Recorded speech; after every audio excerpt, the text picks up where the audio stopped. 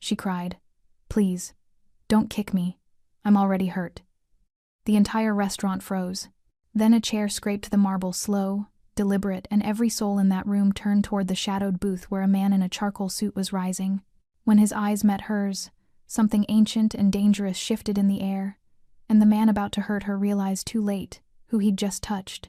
If you're hooked in and want to enjoy this story, go ahead and subscribe, and drop a comment letting me know where you're watching from. It's always amazing to see where everyone's watching. Plus, tomorrow I've got another incredible story lined up, and you definitely don't want to miss it. Alright, back to the story. Jean-Louis pressed her trembling hands against the polished edge of the bar at La Vela, her white blouse stained with Cabernet Sauvignon that still dripped from her wrist. At 31, she'd mastered the art of swallowing humiliation. It was survival, not weakness, working double shifts at an upscale restaurant where a single entree cost more than her weekly groceries. Her fingers ached as she reached for a towel, but not from the wine. It was from the grip of the man who'd grabbed her wrist like she was property, not a person. The burn came from his words, not the spill. Maybe if trash like you learned your place, you wouldn't be wiping up after your betters. She didn't know that in the dimly lit corner booth, partially obscured by the flicker of candlelight and the gentle hum of piano music, a man in a perfectly tailored charcoal suit had stopped cutting his steak mid-bite. Thomas Denaro, his name whispered in boardrooms and back alleys with equal parts reverence and terror, sat motionless, but his jaw had tightened in a way that made the air around him feel dangerous. The wine had been an accident, a genuine stumble as Jean navigated between tables during the busiest hour of Saturday evening. A few drops, nothing more, had landed on Richard Hale's sleeve, but he'd erupted like she'd committed an assault. Grabbed her wrist hard enough to leave marks, shoved her backward so she collided with an empty chair. The restaurant's ambient noise, the murmur of conversation, the delicate clink of crystal glasses, the soft notes of a piano in the corner, had evaporated into stunned silence. Jean had tried to apologize, tried to clean the spill with shaking hands, her voice cracking with each "I'm sorry," but Richard had stood, his face red with manufactured rage, his expensive shoes gleaming under the chandelier light as he raised one foot above her kneeling form. That's when she'd said it. That's when Jean-Louis, on her hands and knees in front of 50 witnesses who'd turned their faces away in collective cowardice, had whispered the words that would shatter the night. "Please, don't kick me. I'm already hurt." The entire restaurant froze. The piano player's fingers stuttered. A waiter dropped a tray somewhere in the kitchen. Even the flames in the candles seemed to still. Richard Hale hesitated, his foot suspended in the air, his expression caught between satisfaction and uncertainty. He glanced around at the watching faces, some horrified, others carefully neutral. No one moved, no one spoke. He lowered his foot slowly, a cruel smile spreading across his face. "Get up," he said coldly, "and bring me another bottle, the same vintage, and this time, try not to—" The scrape of a chair against marble cut through his words. Slow, deliberate, final. Every head in La Vela turned toward table 12, toward the corner booth where shadows gathered thick, where a man in a charcoal suit and no tie was rising to his full height. His movements were unhurried, almost casual, but there was something in the way he stood that made the air itself feel heavier. Thomas Denaro straightened his cuffs, adjusted his collar. His tattooed fingers, marks of a past that couldn't be erased, caught the light as he moved. His face was perfectly calm, expressionless, but his eyes, dark, ancient, carrying the weight of 1,000 violent decisions, were fixed on Richard Hale with the focus of a predator that had just identified its prey. He took one step forward, then another. Each footfall echoed in the silence like a judge's gavel. An older waiter near the bar went pale, his hands beginning to shake. He recognized that walk, that face, that presence. Someone at a nearby table whispered 2 words, barely audible but carrying through the room like a death sentence. "That's Denaro." Richard Hale's confident sneer began to crack at the edges. His eyes darted left, then right, searching for allies, for witnesses, for anyone who might intervene. But everyone in La Vela had suddenly found something fascinating about their plates. Thomas stopped 3 feet away from Richard, close enough that the businessman had to tilt his head up slightly to maintain eye contact, close enough that Richard could smell the faint scent of expensive cologne, mixed with something darker, something that spoke of violence held on a very short leash. When Thomas finally spoke, his voice was quiet, almost gentle, but it carried through the restaurant like thunder. "Get your foot off her, before I break it." The world didn't stop. It simply forgot how to breathe. Richard Hale's mouth opened, then closed. His foot still hovering near Jean's trembling form lowered slowly to the ground. Not out of mercy, but out of something far more primal. Survival instinct, recognizing a predator when it was close enough to smell. Thomas DeNaro didn't blink, didn't move. He simply stood there, his presence filling the space between them like gathering storm clouds, dark and inevitable. The silence stretched. A wineglass trembled in someone's hand at table 4. A woman's breath caught audibly near the window. The piano player's fingers hovered above the keys, frozen mid-note, as if pressing down might shatter whatever fragile piece still existed in the room. Jean remained on the floor, her palms pressed against the cold marble, fragments of broken glass glittering around her like fallen stars. She didn't understand what was happening, didn't know why this stranger had stood up, why his voice had carried such quiet, terrifying authority. She only knew that the air had changed, that danger had entered the room wearing an expensive suit. Thomas's eyes never left Richard's face. In his mind, a memory surfaced unbidden but sharp as yesterday. His mother's voice, hoarse from illness, her thin hand gripping his. "Tommy, you'll have power one day, more than most men dream of. But power without mercy makes you no better than the people you fear.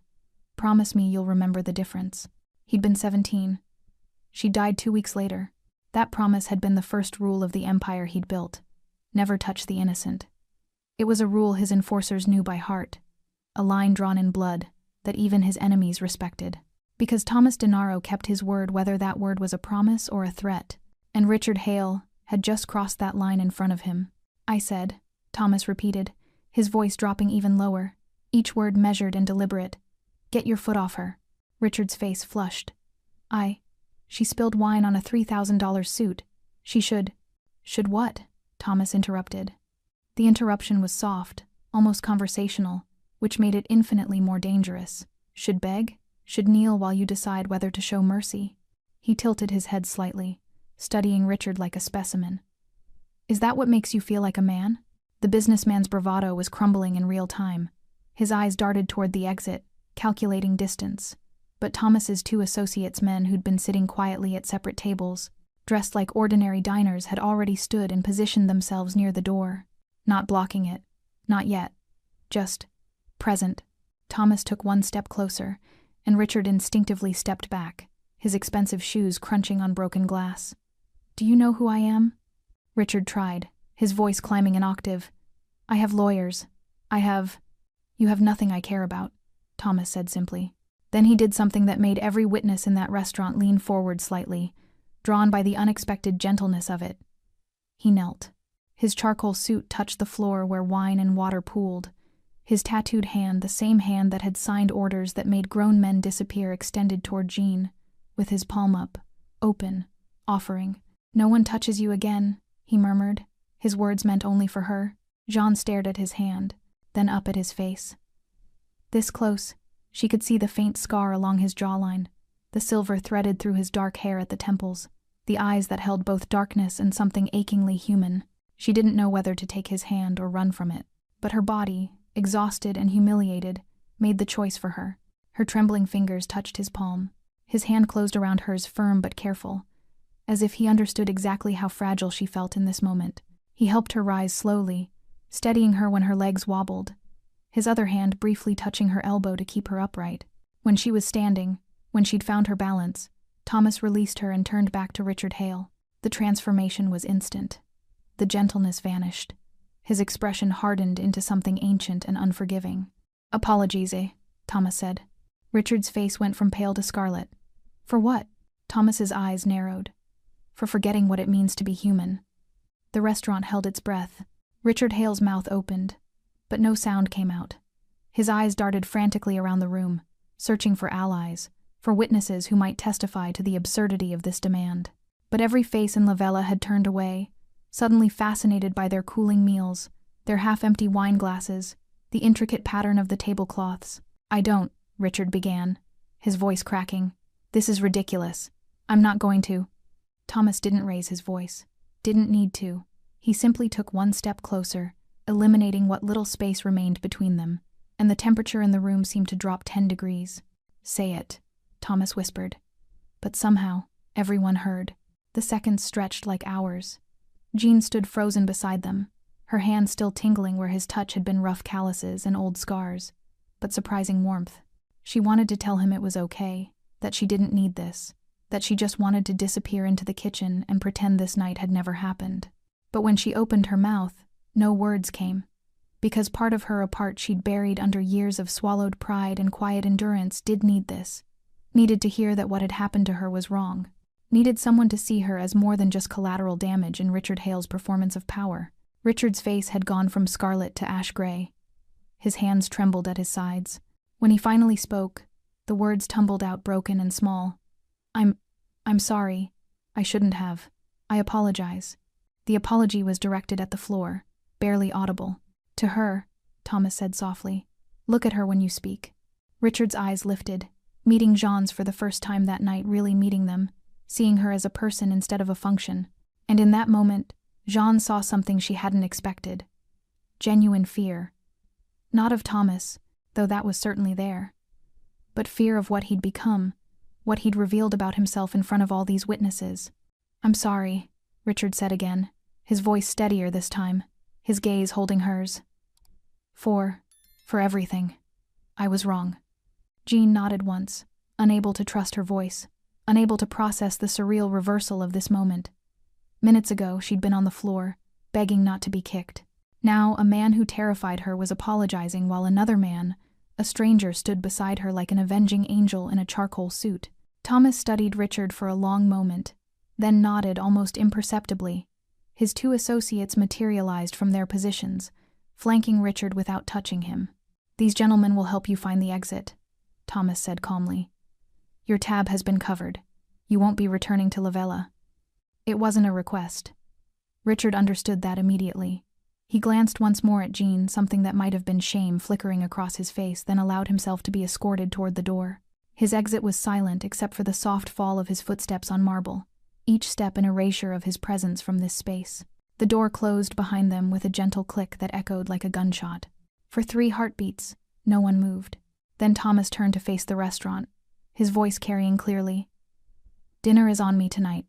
All of you. He gestured to the maitre d', who nodded frantically. And this restaurant, he paused, his eyes sweeping across the stunned faces, is now under my protection. Anyone who works here, anyone who dines here, will be treated with respect. Or they'll answer to me. A collective exhale rippled through the room. The piano player's fingers found the keys again, tentative at first, then growing stronger. Conversation resumed in hushed tones, punctuated by nervous laughter and the clink of silverware on china.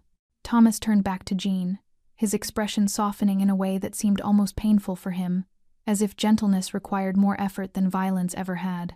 Are you hurt? He asked quietly. Jean shook her head, then immediately reconsidered. My wrist, she admitted, holding it up. Purple bruises were already blooming where Richard had grabbed her.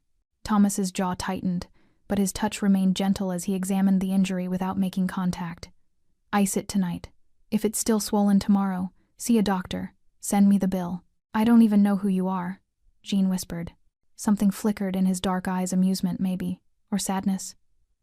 Better that way, he said. Then he walked back to table 12, sat down, and resumed eating his steak as if nothing extraordinary had happened at all. The rest of Jean's shift passed in a blur of whispers and sidelong glances. Other servers approached her with cautious sympathy, asking if she was okay, their eyes darting nervously toward table 12, where the man in the charcoal suit ate in perfect silence. The manager, Vincent, a reed-thin man who normally treated staff like replaceable machinery, brought her water and told her she could leave early if she needed to. She didn't leave. Couldn't afford to. Every hour mattered when rent was due in 3 days. But when midnight finally arrived, when the last customers had filtered out into the November cold, and the kitchen staff had clocked out through the back entrance, Jean found herself lingering. She'd changed out of her wine-stained uniform into her street clothes, faded jeans, and an oversized jacket that had seen better years, but something kept her feet rooted to the employee corridor. She needed to understand what had happened. Needed to know why a stranger had stood up for her when no one else would. The back door opened onto an alley where steam rose from grates, and a single flickering streetlight painted everything in shades of amber and shadow. Jean leaned against the brick wall, her breath forming small clouds in the cold air, and let the tears she'd been holding finally fall. Not from pain, from exhaustion, From the weight of being seen and invisible at the same time. From years of swallowing indignity because the alternative was homelessness. Rough night. Jean's head snapped up. Thomas Denaro stood at the alley entrance, his hands in his pockets, his expensive suit somehow looking perfectly natural against the grimy backdrop of dumpsters and fire escapes. Up close, in the harsh streetlight, she could see more of him, the silver at his temples, the faint scars tracing his knuckles, the way his eyes carried the kind of weariness that came from seeing too much. "You shouldn't be here," Jean said, wiping her eyes quickly. "I mean, thank you. For what you did. But I don't. I can't get involved with whatever you are." A ghost of a smile touched his lips. "Smart. Most people aren't that smart." They stood in silence for a moment, the distant sounds of the city filling the space between them. Sirens, car horns, the rumble of a late-night train. "Do you remember a cafe on 9th Street? Thomas asked suddenly, his voice softer now. "Angelo's." Jean frowned, caught off guard by the question. "Yes. I worked there years ago. 5, maybe 6 years. It closed after Mr. Angelo passed away." Her chest tightened with the memory. That place. It felt like home. Thomas nodded slowly, his gaze distant. "My mother used to eat there, every Thursday morning. Said there was a waitress who always smiled, even when she looked like she hadn't slept in days. A waitress who gave her free soup once when she didn't have enough money." Jean's breath caught. She remembered. A cold December morning, a woman with kind eyes and worn clothes, counting coins on the counter with shaking hands. Jean had lied, told her the soup was on special, that it was already paid for. The woman had cried and told her that kindness had saved her life that day. "That was my mother," Thomas said quietly. "Eleanor Denaro." The name hit Jean like a physical blow. She'd heard it before, whispered in news reports, mentioned in the same breath as organized crime and federal investigations. Eleanor Denaro, the matriarch whose death 5 years ago had supposedly been the last piece of humanity in the Denaro Empire. "Your mother," Jean whispered, her mind racing. "The woman with the gray coat, the one who always ordered minestrone. She told me about you," Thomas continued, his voice thick with something Jean couldn't quite identify. "Grief, maybe, or regret. Said you gave without asking anything in return, that you smiled at her like she mattered when the rest of the world looked right through her." He paused, his jaw working. "She passed away a week later. Heart attack. But her last words were about that waitress, about the girl who reminded her that there was still kindness in the world." Jean's hand flew to her mouth. Tears streamed freely now, hot against her cold cheeks. "I looked for you," Thomas said, "for years, and tonight, when I saw you on that floor." His voice cracked, just barely, but enough. "I realized I'd found you." Jean couldn't process it. Her mind kept circling back to that December morning, the woman's trembling hands, the grateful tears, the way she'd squeezed Jean's fingers and whispered, "You don't know what you've done for me today." She'd been Eleanor Denaro, the mother of the man now standing in front of her, the man whose name made politicians nervous and whose protection apparently meant something in this city. "I don't understand," Jean said, her voice breaking. "That was just... it was soup. It wasn't anything special. It was everything," Thomas interrupted gently. "My mother had been on the streets for 3 months. She'd left my father left the life because she couldn't watch what we were becoming anymore. She was trying to stay clean, trying to find herself again, but she was dying slowly, starving herself because she was too proud to ask me for help." His jaw clenched. "That soup, that smile you gave her? She came home that night, told me there was still good in the world worth living for." Jean shook her head, overwhelmed. "But she died a week later. I didn't save her. You gave her one more week of believing in humanity," Thomas said, his dark eyes holding hers. "One more week where she didn't give up entirely. She got to tell me she loved me, got to make me promise I'd try to be better than what my father raised me to be." He looked away, his voice dropping. "Without that week, I never would have heard those words. Never would have understood what she was trying to teach me all along." The weight of it settled over Jean like snow, silent, heavy, transformative. She leaned back against the cold brick wall, her legs suddenly weak. "You don't owe me anything. I didn't know. I was just trying to be decent." "Exactly," Thomas said. "You were decent when you had every reason not to be. My mother told me you worked 3 shifts that week, that your coat was held together with safety pins. that you gave away food you probably needed yourself. He stepped closer, and Jean saw something raw in his expression, gratitude mixed with guilt. I owe you everything. No, Jean insisted, her voice firm despite the tears. You don't repay kindness like it's a debt. That's not how it works. Your mother. Jean's throat tightened. She was a beautiful person. She deserved that soup. She deserved to be seen. And so do you, Thomas said quietly. The words hung between them in the cold November air. Jean wrapped her arms around herself, suddenly aware of how small she felt, how exposed. All her life, she'd been invisible by necessity. Blend in, keep your head down, don't make waves. Being seen, truly seen, felt terrifying. I don't know what you want from me, she whispered. Nothing, Thomas said immediately. I want nothing from you, Jean, but I want to give you something. A choice. He paused, choosing his words carefully. You spend your life taking care of people who don't see you, who treat you like furniture.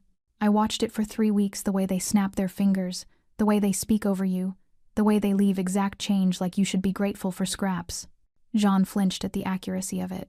What if you didn't have to live like that anymore? Thomas asked. What if you could work somewhere that valued you? Somewhere safe? There's no such place, Jean said automatically. Not for people like me. There could be, Thomas said. If someone built it. Jean studied his face, searching for the trap, the angle, the thing that would make sense of why a man like him cared about a woman like her. But all she saw was sincerity, painful, uncomfortable sincerity from someone who clearly wasn't used to showing it. Why? She asked simply. Thomas was quiet for a long moment. When he finally spoke, his voice carried the weight of confession. Because my mother's last wish was that I use my power for something other than fear. Because you showed her mercy when no one else would. And because tonight, when you were on that floor begging not to be kicked, his voice hardened. I saw my mother, and I remembered what mercy looks like.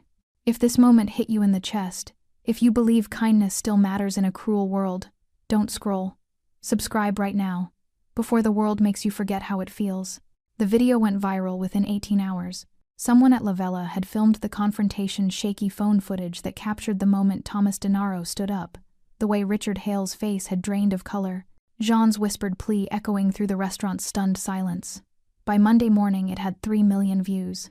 By Tuesday, every news outlet in the city was running the story. Mafia boss defends waitress in shocking restaurant confrontation. Thomas Denaro's unlikely act of mercy, redemption or PR stunt. Viral video shows alleged crime lord standing up to abusive customer. Jean watched her phone blow up with notifications, texts from people she hadn't spoken to in years, friend requests from strangers, news outlets requesting interviews. Her face, frozen in that moment of terror and vulnerability, was being shared across every social media platform. Some comments praised her dignity, others accused her of staging the incident, and still others speculated about her connections to organized crime. She'd called in sick to work, unable to face the restaurant, unable to imagine walking through those doors again, but staying home felt like hiding, and hiding felt like admission of guilt for something she hadn't done. On Wednesday morning, someone knocked on her apartment door. Jean peered through the peephole and saw a woman in an expensive pantsuit holding a manila folder. Press. Had to be. She'd already ignored calls from 6 different reporters. Miss Lewis, the woman called through the door. I'm not a journalist. Mr. Denaro sent me. I'm his attorney. Jean's stomach dropped. She opened the door a crack, keeping the chain engaged. I don't need a lawyer. The woman, mid-40s, with sharp eyes and an air of unshakable competence, smiled patiently. You will. The media narrative is shifting. Some outlets are suggesting you work for the Denaro organization. Others are implying you deliberately provoked Mr. Hale to create this situation. My job is to protect you from defamation and ensure your safety. I can't afford. You're not paying. The attorney interrupted gently. Mr. Denaro is handling all legal fees. He wants you to know that you're protected. Legally, financially, physically. Jean felt her chest tighten. I never asked for this. I know, the woman said, but that's the cost of being connected to him even tangentially. The world wants to understand why Thomas Denaro, a man known for ruthlessness, intervened for a waitress. And until they find an answer that satisfies them, they'll keep digging into your life. That afternoon, Jean learned exactly how deep the digging went. A tabloid published an article about her son, 8-year-old Marcus, whose father had left before he was born. They'd found his school photos, speculated about his safety in proximity to organized crime figures, questioned whether Jean was a fit mother given her new associations. Jean read the article with shaking hands, her vision blurring with tears of rage and helplessness. They were dragging her child into this, making him collateral damage in a story he had nothing to do with. She called the only number she had for Thomas Denaro, the one his attorney had left. He answered on the second ring. "They're writing about my son," Jean said, her voice cracking. "They've published his picture, his school. I never wanted this. I never asked you to." "I know," Thomas said, his voice tight with controlled fury. "I've seen it.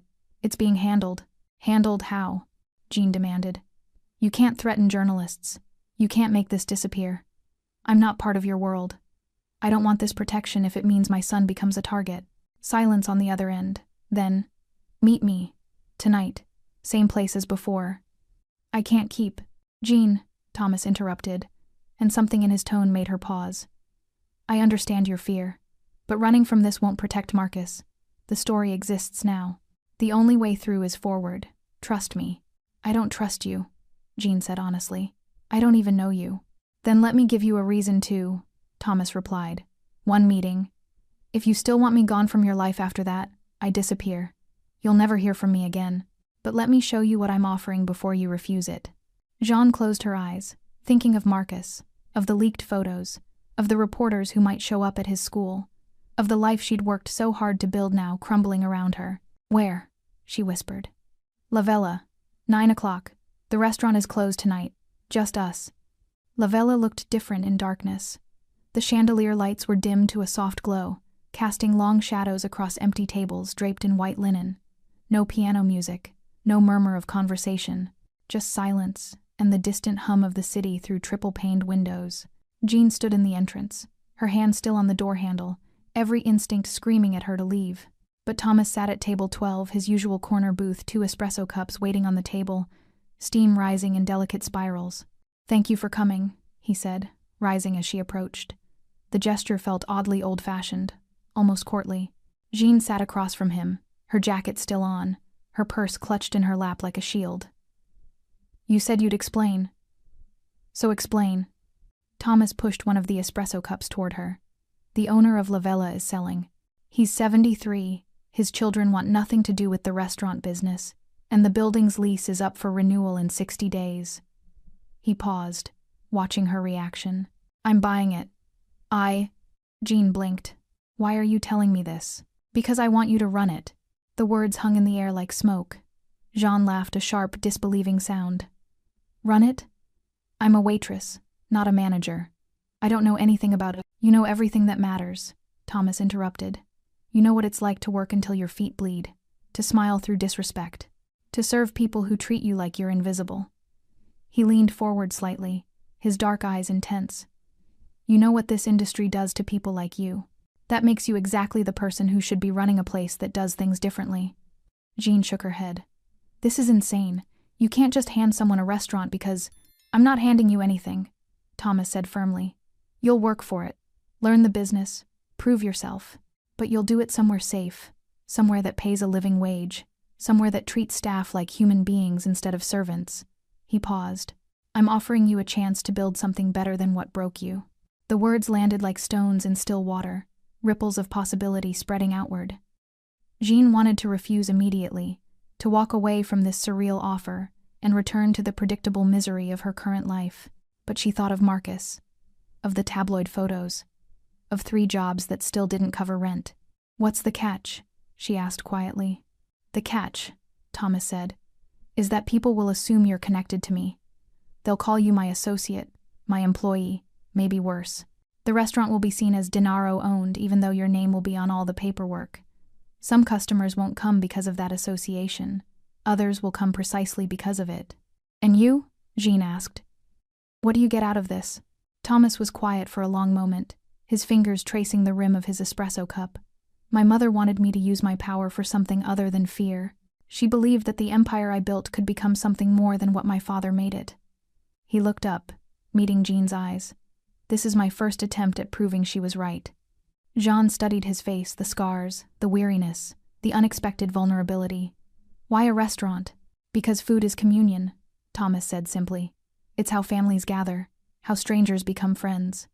My mother used to say that you can judge a society by how it treats people who serve food. If the servers are respected, the society is healthy. If they're invisible, he trailed off. I want to create a place where no one is invisible. Jean felt tears prickling at her eyes. It was too much, too big, too impossible, too far from anything she'd ever imagined for herself. I have a son. He's 8. If I do this, if I'm associated with you, what does that mean for him? It means he'll have a mother who doesn't work 3 jobs. Who can afford his school supplies without choosing between that and groceries? Who can be there when he comes home instead of running to the next shift? Thomas's voice softened.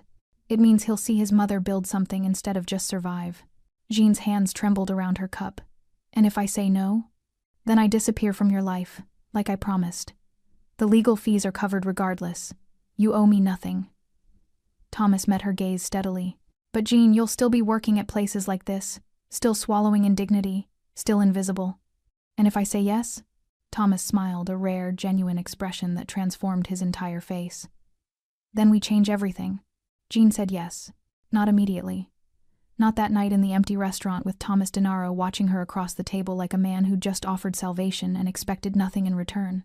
She'd gone home, held Marcus while he slept, and thought about what kind of mother she wanted to be.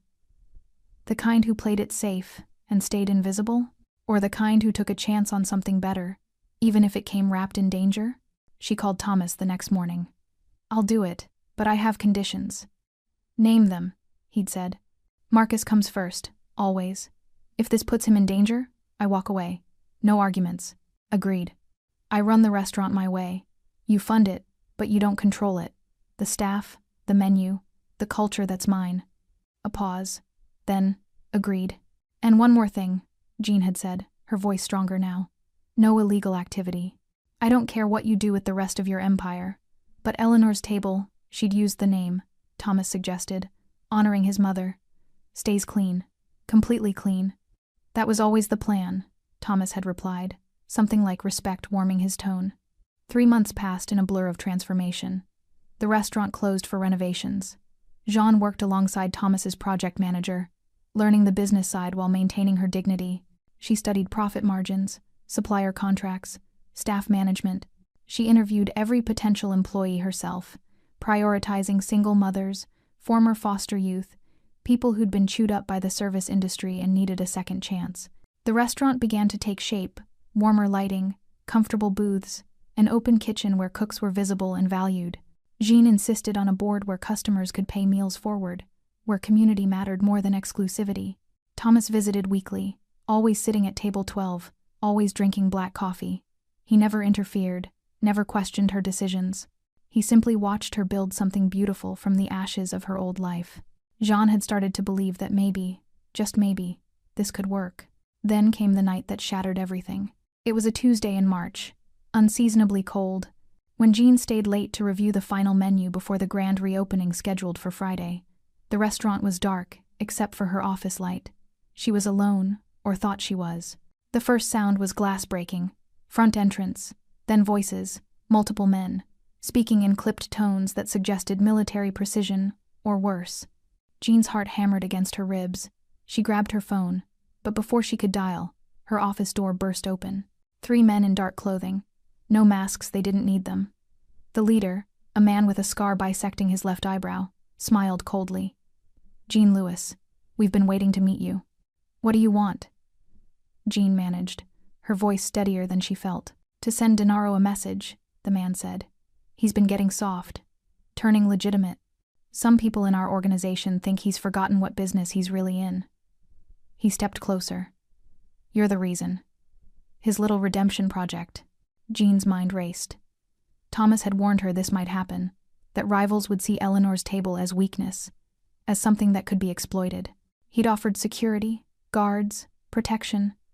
She'd refused, insisting the restaurant remain normal, unthreatening. Now she realized how naive that had been. He'll pay for your safety, the scarred man continued. Or, we make an example of what happens when bosses lose focus. Your choice. Jean's hand found the panic button Thomas had installed under her desk, one concession to security she'd agreed to. She pressed it silently, praying his people would arrive in time. You don't want to do this, Jean said, buying time. Whatever you think killing me accomplishes. Who said anything about killing? The man laughed. We're professionals. We'll just hurt you enough that Denaro remembers why fear matters more than kindness. The scarred man moved forward. The office window exploded inward. Thomas Denaro came through it like something from a nightmare, all controlled violence and focused rage. He hit the ground, rolling, glass shards glittering in his hair, and came up with a gun already drawn. Nobody moves, he said quietly. The three men froze. The scarred leader's hand drifted toward his waistband, but Thomas's gun shifted a fraction of an inch. The message clear. Try it and die. Walk away, Thomas said. Now, while I'm still asking nicely. You've gone soft, Denaro, the scarred man said. Over a waitress. The families are laughing at you. Let them laugh, Thomas replied. I'd rather be laughed at than become what you are, a coward who threatens unarmed women to prove he's strong. The tension stretched like a wire about to snap.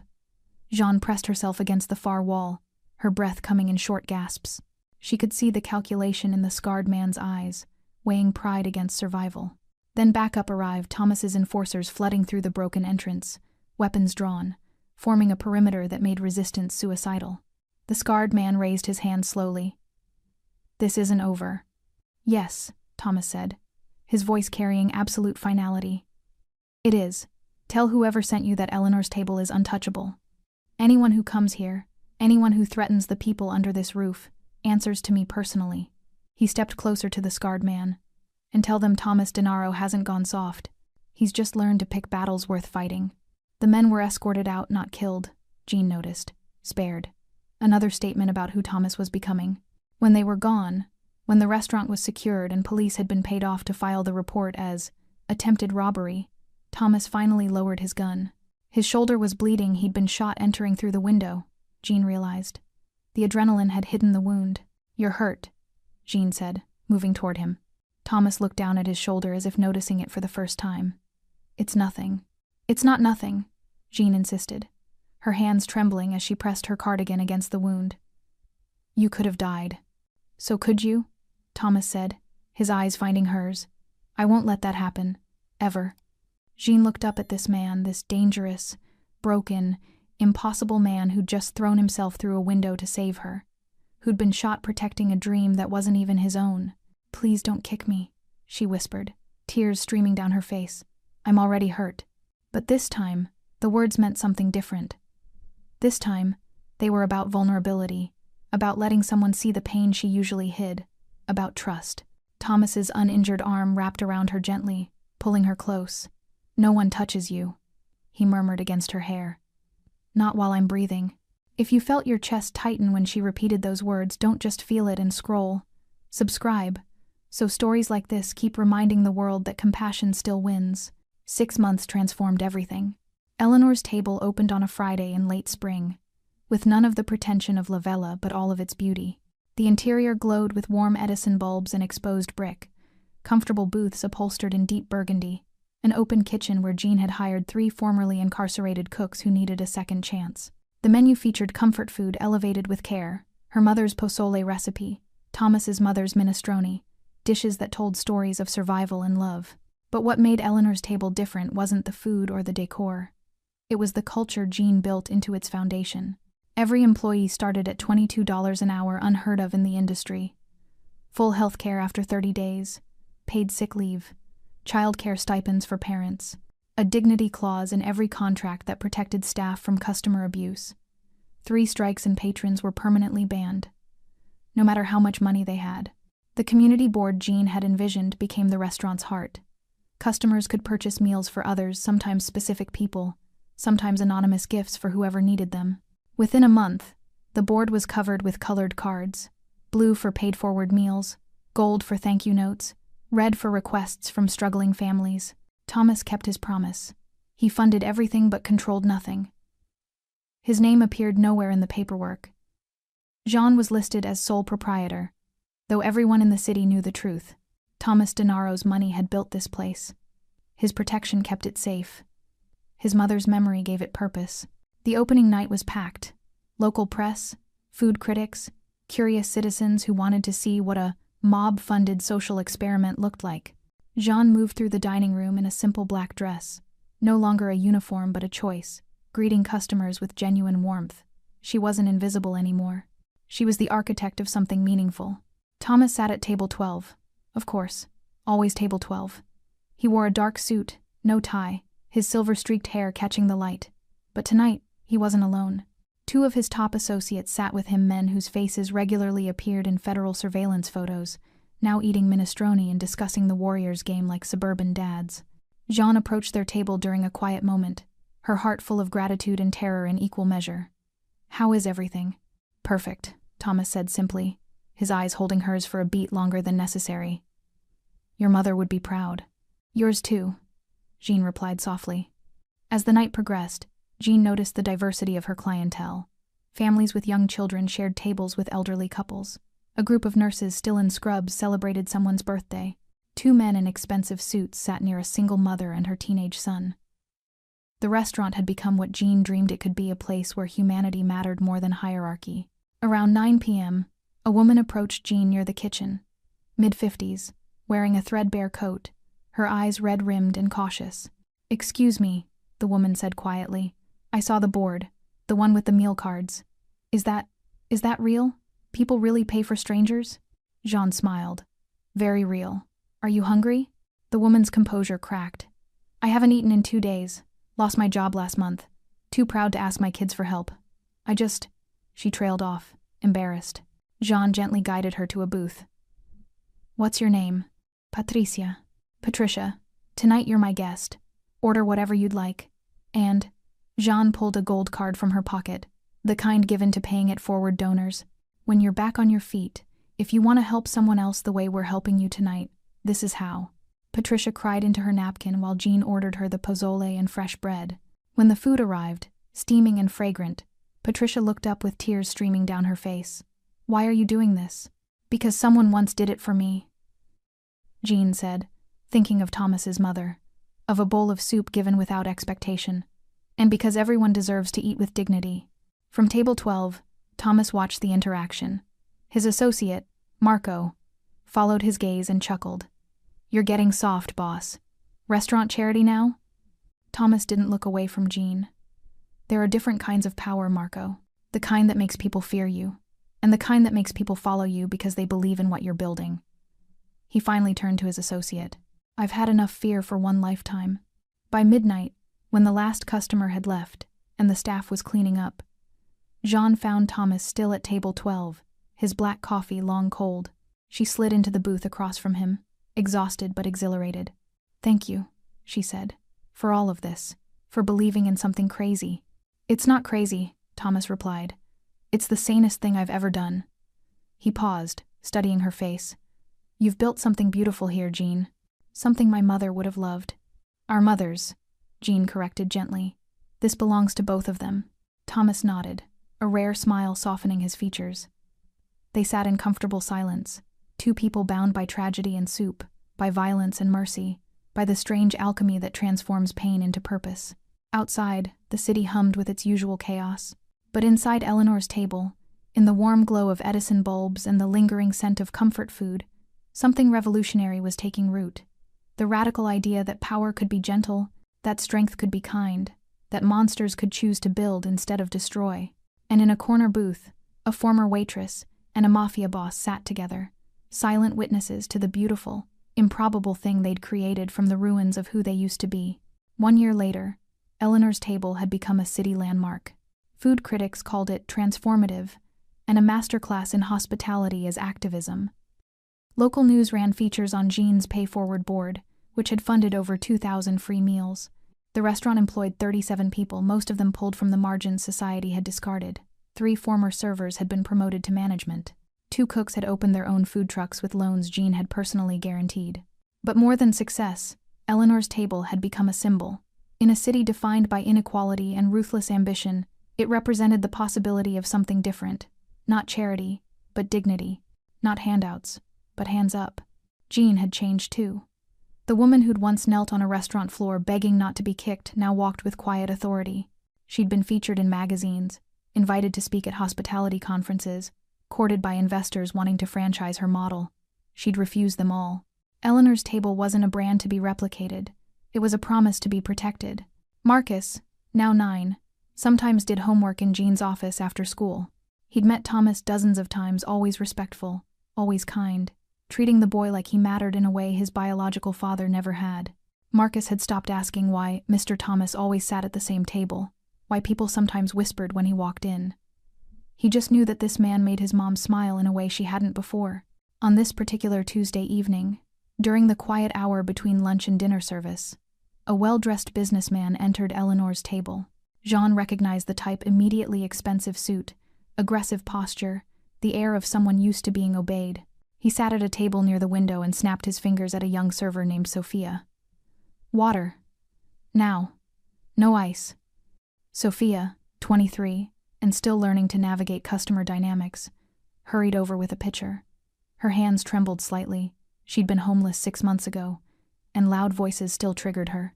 As she poured, a few drops splashed onto the table. The man's face darkened. "Are you incompetent? Look at this mess." Sophia apologized immediately, reaching for a towel.